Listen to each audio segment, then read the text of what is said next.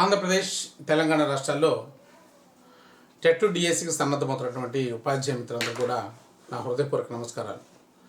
ప్రేమైన మిత్రులారా, మనం గత క్లాసెస్లో మరి మెగా గ్రాండ్ టెస్ట్ సిరీస్ 50లో భాగంగా 31 గ్రాండ్ టెస్టులని చాలా సక్సెస్ఫుల్గా కంప్లీట్ చేసుకోవడం జరిగింది. మరి ఈ క్లాస్లో 32వ గ్రాండ్ టెస్ట్ గురించినటువంటి విషయాల్ని మనం కంప్లీట్గా నేర్చుకుందాం. ఫ్రెండ్స్ మనకి తెలంగాణలో ఆల్రెడీ మనకి టెట్ సంబంధించినటువంటి షెడ్యూల్ ఇవ్వడం జరిగింది. కాబట్టి చివరి 10 రోజులు 15 రోజులు మీరు మన గ్రాండ్ టెస్ట్లు ఏదైతే ఉన్నాయో ఆ గ్రాండ్ టెస్ట్ని ఒక్కొక్కటి రోజుకు 2 టెస్టుల కాడికి మరి వాటిని చేసుకుంటూ దాంట్లో ఏదైతే లోపాలు ఉన్నాయో, ఏదైతే మనకి రాంగ్ కరెక్షన్స్ తప్పుగా ఉన్నాయో వాటిని మరి సరి చేసుకుంటూ ముందుకెళ్తే తప్పనిసరిగా వచ్చేటువంటి టెట్లో 12 మార్కులు సంపాదించుకోవడానికి అవకాశం ఉంది. రైట్ ఫ్రెండ్స్, మరి 32 గ్రాండ్ టెస్ట్లోకి వెళ్దాం.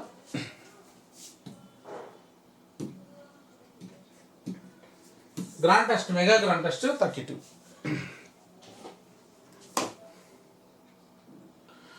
ఈ క్రింది వాటిలో ప్రతి విద్యార్థికి ప్రయోగాత్మక జ్ఞానాన్ని అందించేవి.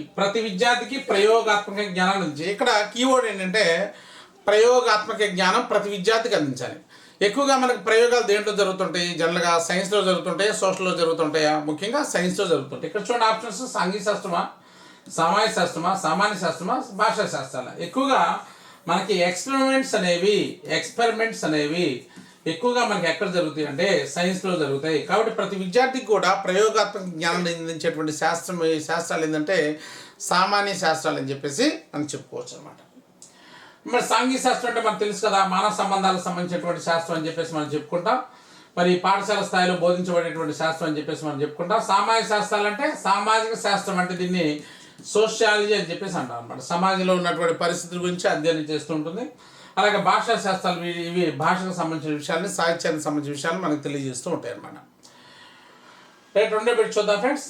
విద్యార్థుల్లో వ్యవసాయం, పరిశ్రమలు, గనులు, రాజ్యాంగ పరిరక్షణ, న్యాయ వ్యవస్థ, ప్రభుత్వ రంగ సంస్థలు మొదలైన వాటి గురించినటువంటి అవగాహన కలిగించేటువంటి శాస్త్రం ఏంటి? ఇక్కడ ఇక్కడ తీసుకున్నట్లయితే మనకి కొద్దిగా కన్ఫ్యూజ్గా ఉంటుంది బిట్. ఇక్కడ చూడండి, వ్యవసాయం అన్నాడు, దేనికి సంబంధించింది? జాగ్రఫీకి సంబంధించింది. పరిశ్రమలు అన్నాడు, గనులు అన్నాడు, రాజ్యాంగం అన్నాడు, అది సివిక్స్ సంబంధించింది. న్యాయ వ్యవస్థ, అలాగే ప్రభుత్వ రంగ సంస్థలు మన వాటి గురించి తెలియజేసేటువంటి శాస్త్రం ఏంటి?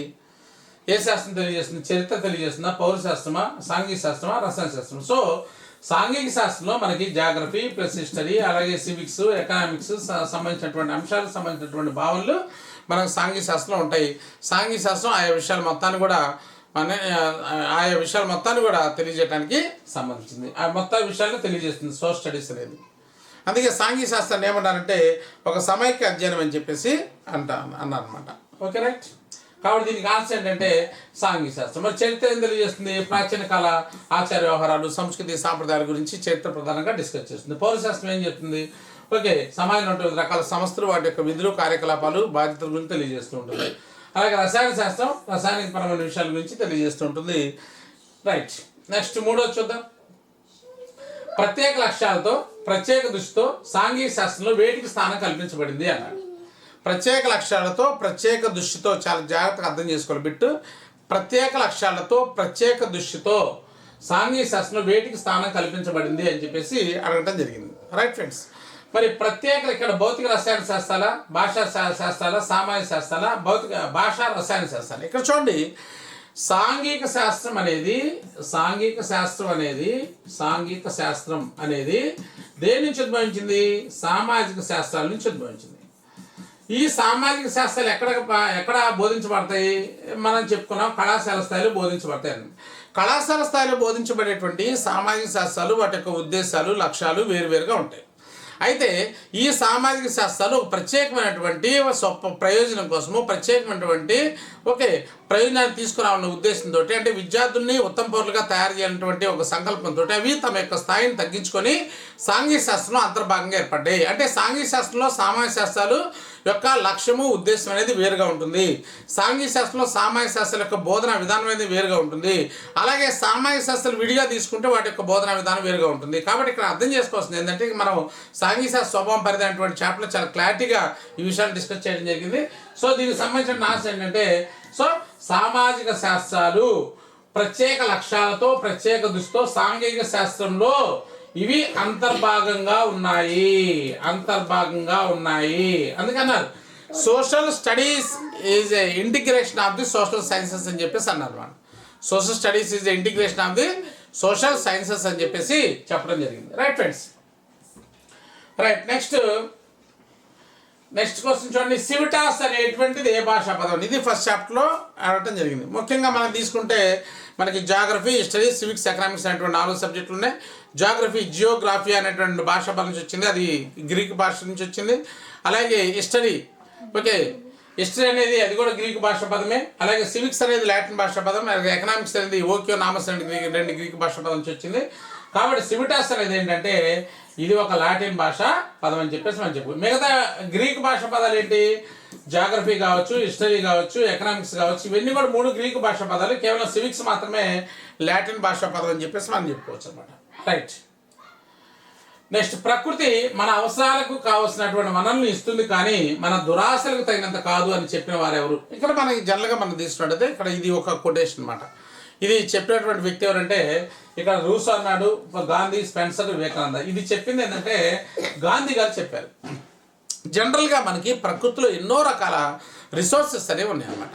ఈ రిసోర్సెస్ అనే వాటిని మనం ఏం చేస్తున్నామంటే మనం ఉపయోగించుకోవడమే కాకుండా మనం ఏం చేస్తున్నాము, మన యొక్క దురాశలకి అంటే మనం ఇంకా ఎక్స్ట్రా యూజ్ చేస్తూ ఉన్నాం అనమాట.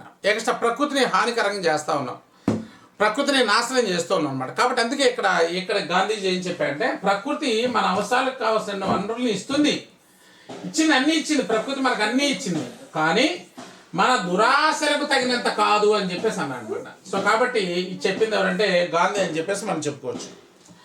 రైట్.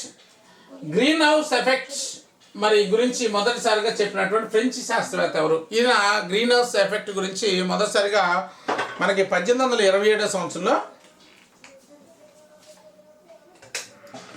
1827 సంవత్సరంలో ఈయన గ్రీన్ హౌస్ ఎఫెక్ట్ గురించి చెప్పడం జరిగింది. ఎవరైనా జీన్ బ్యాప్టిస్ట్ ఫోరియర్ అనేటువంటి ఆయన చెప్పడం జరిగింది. ఇది దేంట్లో బిట్టాయి అంటే ఫస్ట్ చాప్టర్లో ఉన్నటువంటి న్యూ బుక్లో ఫస్ట్ చాప్టర్లో ఉన్నటువంటి బిట్ అనమాట.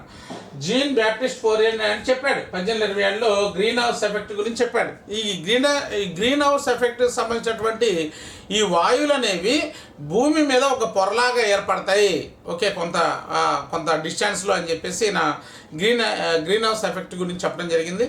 అలాగే సూర్యుడి నుంచి వచ్చేటువంటి యొక్క కిరణాలు కూడా భూమి మీద పడతాయని చెప్పేసి ఈయన గ్రీన్ హౌస్ ఎఫెక్ట్ గురించి తెలియజేసి ఈ విషయాన్ని కూడా చెప్పాడు అనమాట. సో కాబట్టి జీన్ బ్యాప్టిస్ట్ ఫోరియర్ ఈ గ్రీన్ హౌస్ ఎఫెక్ట్ గురించి చెప్పడం జరిగింది. ఇక్కడ ఇమాన్యుయల్ సహారీ, మాథ్యూ హెడెన్, జఫాన్ రిచర్డ్ అని చెప్పేసి డిఫరెంట్ నేమ్స్ అనేవి ఇవ్వడం జరిగింది. Right friends. Archives for science and social welfare పత్రికతో సంబంధం ఉన్న వ్యక్తి. Archives for science and social welfare ఇది చాలా సందర్భాల్లో మనకి ఎగ్జామినేషన్లో అడుగుతున్నాడు. తప్పనిసరిగా మనకి సైంటిస్ట్లో నుంచి ఫస్ట్ చాప్టర్లో సైంటిస్ట్లో నుంచి తప్పనిసరిగా బిట్స్ మనకు అడుగుతున్నాడు. రైట్. ఇక్కడ Amartya Sen, Columbus, weber, Karl Marx అని చెప్పేసి ఇచ్చాడు. ఇక్కడ మనకి 6 శాస్త్రవేత్తలు మీకు తెలిసిందే. ఓకే, ఫస్ట్ మనకి వచ్చేలేకి కొలంబస్ గురించి ఇచ్చాడు. రెండో వచ్చేలేకి మన కొలంబస్ తర్వాత మార్క్స్ వెబర్ తర్వాత Karl Marx 4 Amartya Sen, 5 mother Teresa, 6 చాణక్యుడు. వీళ్ళకి సంబంధించినటువంటి బిట్స్ తప్పనిసరిగా ఎగ్జామినేషన్లో వస్తే తప్పనిసరిగా నేర్చుకోవాలి ఫ్రెండ్స్, చాలా జాగ్రత్తగా అర్థం చేసుకోవాలి. ఇక్కడ archive for science and social welfare అనేటువంటి ఈ యొక్క పత్రికకి అసోసియేట్ ఎడిటర్గా పనిచేస్తారనమాట మార్క్స్ వెబర్ అనేటువంటి వ్యక్తి అనమాట. దీనికి సంబంధించినటువంటి వ్యక్తి అంటే మార్క్స్ వెబర్, దీనికి అసోసియేట్ ఎడిటర్గా పనిచేయడం జరిగింది.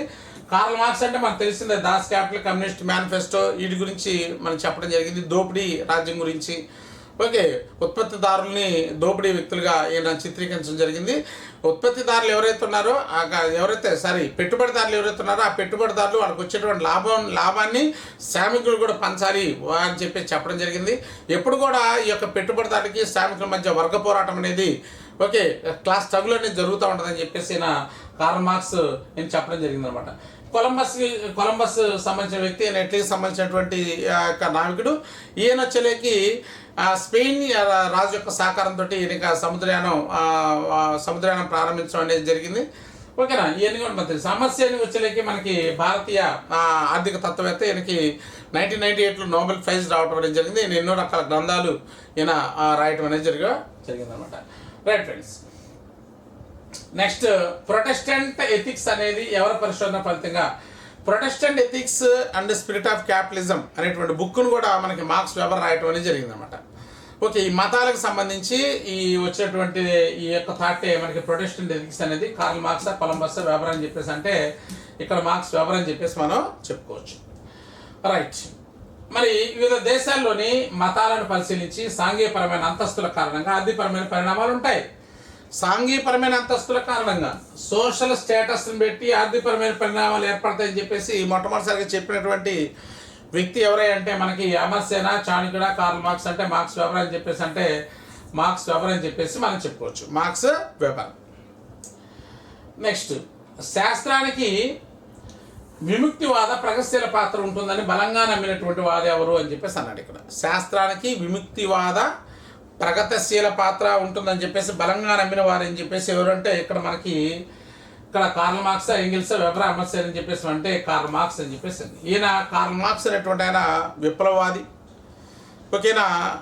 ఇక స్ట్రగుల్స్ అంటే వర్గ పోరాటం గురించి చెప్పాడు. ఓకే, కార్మికులకి పెట్టుబడిదారులకు మధ్య ఎప్పుడు కూడా వర్గ పోరాటం ఉందని చెప్పేసి చెప్పడం జరిగింది. ఓకేనా. శాస్త్రానికి విముక్తివాద ప్రగతిశీల పాత్ర ఉంటుందని చెప్పేసి ఆయన చెప్పడం అనేది జరిగింది. నెక్స్ట్ ఏంగిల్స్ అనేటువంటి ఆయన కార్ల్ మార్క్స్, ఏంగిల్స్, ఓకేనా, వీళ్ళిద్దరు కూడా కలిసి కమ్యూనిస్ట్ లీగ్ అనేటువంటి దాన్ని ఏర్పాటు చేయడం అనేది జరిగింది. తర్వాత వెబర్ గురించి మనం చెప్పుకున్నది అమర్సేన్ భారతీయ ఆర్థిక తత్వవేత్త అని చెప్పేసి మనం చెప్పుకోవచ్చు. చాణక్యుడు ఈ కింద ఏ సబ్జెక్ట్లో నిష్ణాతులు కాదు. చాలా ఇంపార్టెంట్ అనమాట. చాలా సెన్సిటివ్గా ఉంటాయి బిట్స్ అన్ని కూడా. అంటే క్లారిటీగా మనం అన్ని విషయాలు మనం డిస్కస్ చేసుకోవాలి, అన్ని విషయాలు నేర్చుకోవాలి. ప్రతిదీ కూడా లైన్ టు లైన్ చాలా చక్కగా చదవాలన్నమాట. ఓకే, కార్ల్ మార్క్స్ దేంట్లో ఇక్కడ ముఖ్యంగా తీసుకుంటే ఇక్కడ సైకాలజీ, రసాయన శాస్త్రం, భౌతిక శాస్త్రం, అగ్ని శాస్త్రం. కార్ల్ మార్క్స్ ప్రధానంగా మనం తీసుకుంటే పాలిటిక్స్ అంటే రాజనీతి శాస్త్రంలో, పాలిటిక్స్లో, అలాగే ఫిజిక్స్లో, అలాగే ఫిజిక్స్లో, అలాగే సైకాలజీలో, ఫిలాసఫీలో, తత్వవేత్త అనమాట. ఫిలాసఫీలో, సైకాలజీ, అలాగే ఎకనామిక్స్. ఈయన తీసుకుంటే సైకాలజీలో ఈయన ప్రావీణ్యుడే. రసాయన శాస్త్రంలో లేదనమాట, ఈయనకి ప్రావీణ్యత లేదు. భౌతిక శాస్త్రంలో ఉంది, రాజనీతి శాస్త్రంలో ఉంది. ఓకే, అలాగే ఎకనామిక్స్లో కూడా ఈయన ప్రావీణ్యత అనేది ఉందని చెప్పేసి చెప్పుకోవచ్చు. కాబట్టి ఇక్కడ దీనికి సంబంధం లేనటువంటి శాస్త్రం ఏంటంటే రసాయన శాస్త్రం అని చెప్పేసి మనం చెప్పుకోవచ్చు అనమాట.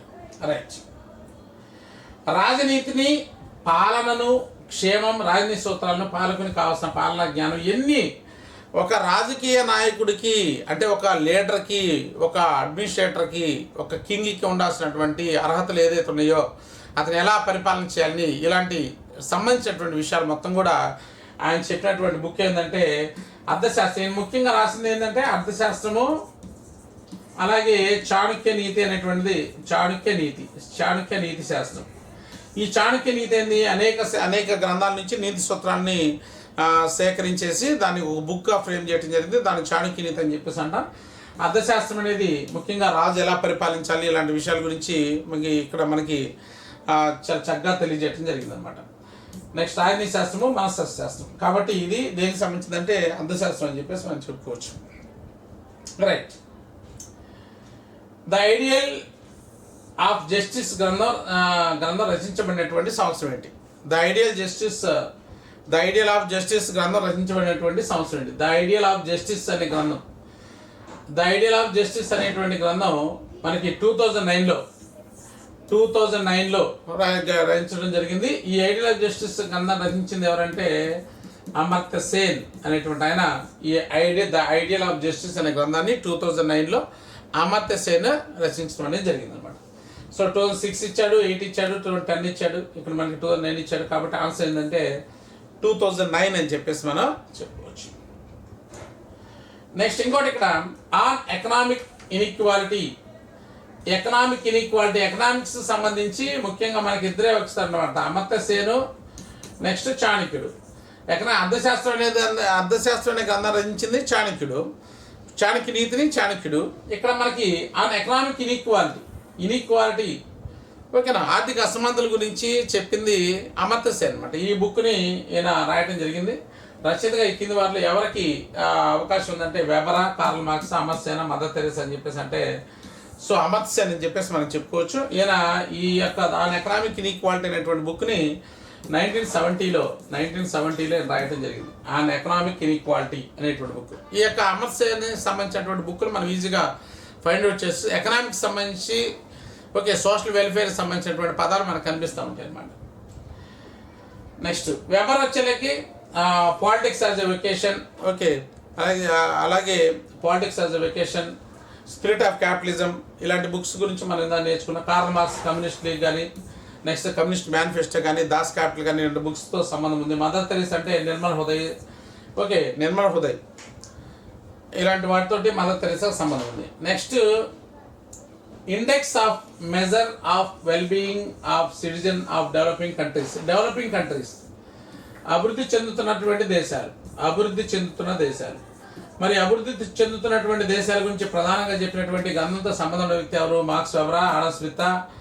ఆడమ్ స్మిత్ అసలు మనకి శాస్త్రవేత్తలో లేడు. ఆడమ్ స్మిత్ లేడు. అమర్త్య సేన్ ఉన్నాడు. కొలంబస్ ఏ గ్రంథాలు రాయలేదు.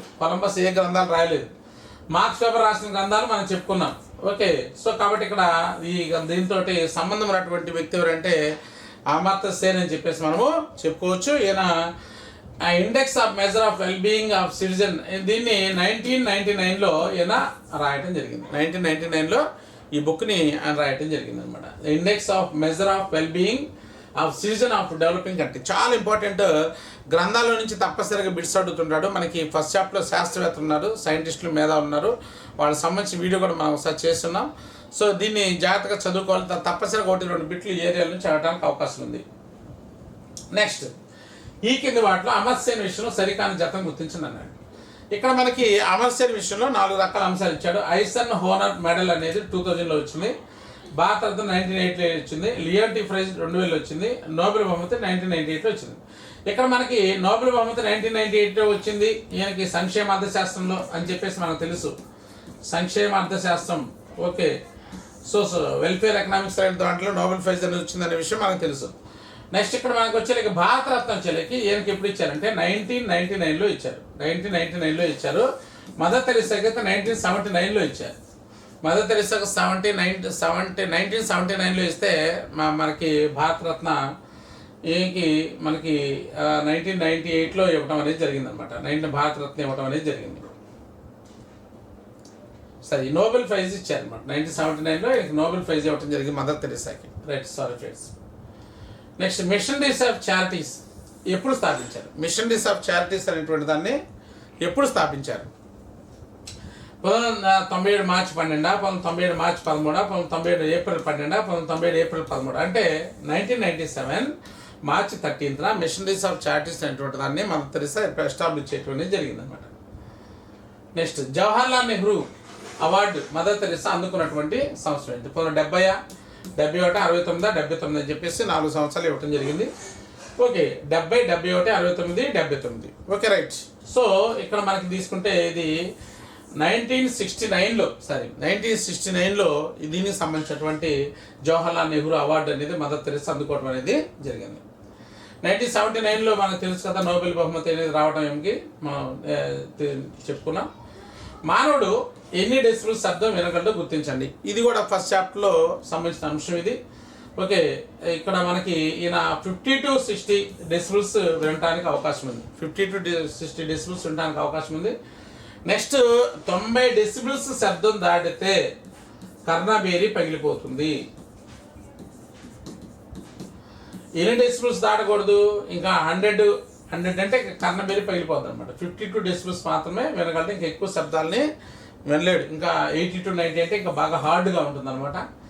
ఓకేనా? ఇంకా 90 దాటిందంటే మాత్రం చెవిలో ఉన్నటువంటి కర్ణబేరి అనేది పగిలిపోవడానికి అవకాశం అనేది ఉంది. కాబట్టి 50 to 60 డెసిబుల్స్. నెక్స్ట్ భారత రాజ్యాంగంలో అస్పృశ్యత నివారణ గురించి చెప్తున్నటువంటి ఆర్టికల్ ఏంటి? అస్పృశ్యత నివారణ గురించి మనకు చెప్తున్నటువంటి ఆర్టికల్ మనకి ఆర్టికల్ 17 అస్పృశ్యత నివారణ గురించి మనకి తెలియజేస్తుంది అనమాట. ఓకేనా? రైట్. నెక్స్ట్ డిపిఏపి అనగా డిపిఏపి అనగా ఏంటి? డిస్ట్రిక్ట్ పాపులేషన్ అథారిటీ ప్రోగ్రామా, డ్రాట్ ప్రోన్ ఏరియా ప్రోగ్రామా, డ్రాట్ ప్రోగ్రెస్ ఏరియా ప్రోగ్రామా, డిస్ట్రిక్ట్ ప్రైమరీ అడిట్ ప్రోగ్రామా, డ్రాట్ ప్రోన్ ఏరియా ప్రోగ్రామ్. ఇది కరువు పీడిత ప్రాంతాలకు సంబంధించినటువంటి ఈ ప్రోగ్రామ్ అనమాట. డిపిఏపి అనేది కరువు పీడిత ప్రాంతాలకు సంబంధించి ఏదైతే ఉన్నాయో ఆ డ్రాట్ ఏరియాస్ ఏదైతే ఉన్నాయో వాటిని డెవలప్ చేయడానికి సంబంధించినటువంటి ప్రోగ్రామే డిపిఏపి ప్రోగ్రామ్ అని చెప్పేసి మనం చెప్పుకోవచ్చు. మానవ జీవితం పైన, ఆర్థిక వ్యవస్థ పైన వరదల ప్రభావాన్ని తగ్గించేందుకు భారత ప్రభుత్వం జాతీయ వరద నివారణ అనేటువంటి దాన్ని ఎప్పుడు ఎస్టాబ్లిష్ చేసిందని చెప్పేసి అడిగాడు. జాతీయ వరద నివారణ దాన్ని ఎప్పుడు తీసుకొచ్చిందని చెప్పేసి అడిగాడు. 1954లో తీసుకొచ్చింది. 56, 55, 56. సో దీనికి సంబంధించిన ఆన్సర్ ఏంటంటే బి 1954 అని చెప్పేసి మనం చెప్పుకోవచ్చు. సాంఘిక ఆర్థిక అభివృద్ధి దీంతో పాటు వచ్చే సమస్యలు కూడా తెలిపి మనల్ని ముందుగా అప్రమత్తం చేసేటువంటి పాఠ్య విషయం ఏంటి? సాంఘిక ఆర్థిక జాగ్రత్తగా అర్థం చేసుకో. సాంఘిక ఆర్థిక అభివృద్ధితో పాటు వచ్చే సమస్యను కూడా తెలిపి మనల్ని ముందుగా అప్రమత్తం చేసేటువంటి సబ్జెక్ట్ ఏంటి అంటే ఇక్కడ మనకి తీసుకున్నట్టయితే ఇక్కడ మనకి చరిత్ర, పౌరశాస్త్రం, అర్థశాస్త్రం, సమాజశాస్త్రం అని చెప్పేసి ఇక్కడ మనకి ఇవ్వడం జరిగింది. దీంట్లో మనకి సమాజ శాస్త్రం అంటే దీన్నే సోషియాలజీ అని చెప్పేసి అంటాం. సోషియాలజీ సాంఘిక ఆర్థిక అభివృద్ధి దాంతోపాటు వచ్చేటువంటి సమస్యల గురించి ప్రధానంగా మనం డిస్కస్ చేసేది పట్టణీకరణ కావచ్చు, లేకపోతే రవాణా కాలుష్యం కావచ్చు, ఇలాంటి వాటి గురించి. అంటే మనకి సాంఘిక పరమైన అభివృద్ధి, ఆర్థికపరమైన అభివృద్ధి జరుగుతుంది సమాజంలో. తద్వారా దాంతో ఎన్నో రకాల సమస్యలు వస్తే సమస్యల ద్వారా ఎంతో మనకి ఇబ్బందులు పడడానికి అవకాశం ఉంటుంది. ఆ వచ్చేటువంటి సమస్యలు ముందుగానే గుర్తించే సబ్జెక్ట్ ఏంటంటే సమాజశాస్త్రం అని చెప్పేసి మనం చెప్పవచ్చు అన్నమాట. ఇది ఒక మహాసముద్రం, దీని ఆరంభంగానే అంతంగానే వివరించలేమని ఏ శాస్త్రం గురించి శాస్త్రవేత్తలు చెప్పారు. ముఖ్యంగా సాంఘిక శాస్త్రం యొక్క పరిధి విషయంలో సాంఘిక శాస్త్రం పరిధి అనేది మహాసముద్రం లాంటిది. మానవ చరిత్ర సుదీర్ఘం, మానవ చరిత్ర అంతా సుదీర్ఘం అని చెప్పడం జరిగింది అనమాట. ఓకేనా? సో ఇది అంటే దీని యొక్క పరిధి అనేది రోజు రోజుకి ఏమవుతుందంటే పెరుగుతూ ఉంటుంది అనమాట. అందుకే ఎందుకు పెరుగుతూ ఉంటుంది, ఎందుకు దీంట్లో రోజు రోజుకి పెరుగుతూ ఉంటుందంటే ఇక్కడ మనకి తీసుకున్నట్టయితే పరిధి విషయంలో క్రొత్తదనం అంటే ఎన్నో రకాల కొత్త విషయాలు రోజు రోజుకి వచ్చి సమాజంలో జరిగేటువంటి అన్ని సబ్జెక్టులకు సంబంధించినటువంటి సిద్ధాంతాలు కావచ్చు, అన్నీ కూడా సమాజంలో జరిగేటువంటి కొత్త కొత్త విషయాలు కావచ్చు, అన్నీ కూడా సాంఘిక శాస్త్రంలోకి వచ్చి చేరుతూ ఉంటాయి అన్నమాట ప్రతిరోజు కూడా. అందుకే సాంఘిక శాస్త్రం పరిధి అనేది రోజు రోజుకి పెరుగుతుంటుంది. అందుకే శాస్త్రవేత్తలు ఏం చెప్పారంటే సాంఘిక శాస్త్రం పరిధి అనేది ప్రపంచమంత విశాలం, మానవ చేత సుదీర్ఘం అని చెప్పేసి నికోలస్ రైట్ అనే వ్యక్తి చెప్పాడు. ప్రపంచమంత విశాలం,